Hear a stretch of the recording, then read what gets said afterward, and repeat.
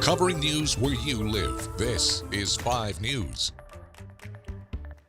Well, happy 4th. Thank you so much for joining us for the latest news and weather where you live. I'm Tiffany Lee. Well, with lots of people drinking during the 4th of July, local and state police are out and ready to protect the streets.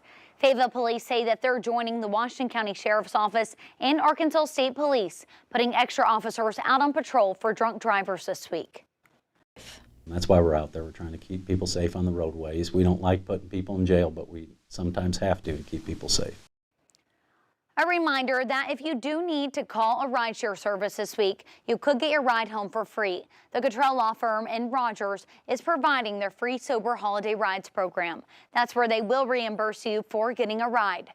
Police say with all of the options available, there is never an excuse to drink and drive. Meanwhile, Downtown Bentonville, Inc. has secured support to provide designated parking and a shuttle service to First Friday and holiday events.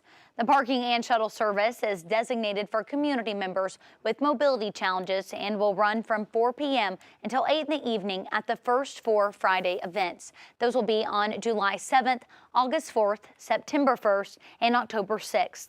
The shuttle service will also run for the lighting of the square and the Bentonville Christmas Parade.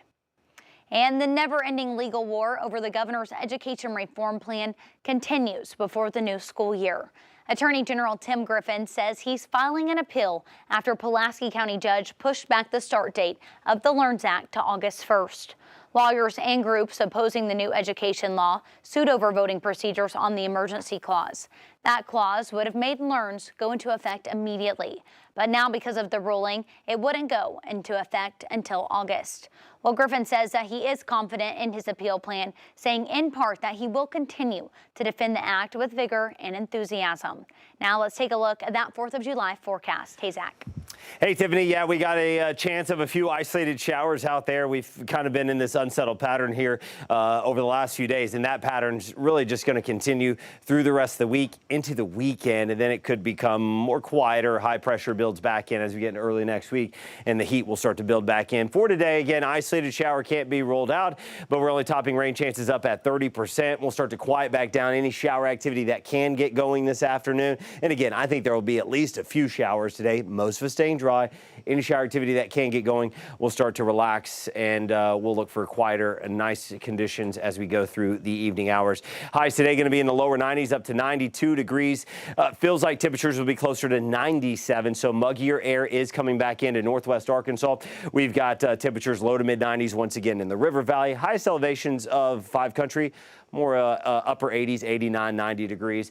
Again, 20 to 30% chance. A few scattered showers out there today. Future Trek radar shows these showers going to continue to try to fire up. Could see a few morning showers late morning, and then as we get in the afternoon, some daytime heating, and then we'll start to quiet back down. We're tracking the chance for more rain and thunderstorms to stay in the forecast as we go through the rest of the week into the weekend. Tiffany will keep you updated day by day. All right, thanks for that, Zach. Well, construction is happening at Bentonville's The Momentary, but it's not excavators on the museum grounds. It's knitting needles. 5 News reporter Jose Carranza stopped by to see artist Dave Cole create the world's largest knitted American flag. I've been knitting in my art practice for about 25 years, and it seemed to be the logical extreme or the illogical extreme. It's been in the works for about 1.5 years now. You know, there's a cultural renaissance happening in northwest Arkansas, and I really wanted to be a part of it. I live 1 block away, and the Momentary's always doing great things, and I was walking to my yoga studio this morning and remembered that this was going on, and it's just amazing. It's beautiful. I believe that art can be accessible and smart at the same time, and so I think the knitting format kind of lends itself to that. It's really remarkable that someone could think so broadly about something as basic as knitting. Well, it's certainly the world's biggest flag ever knitted with excavators. I've got 2 phenomenal operators who are able to operate these machines with a precision that I can only imagine.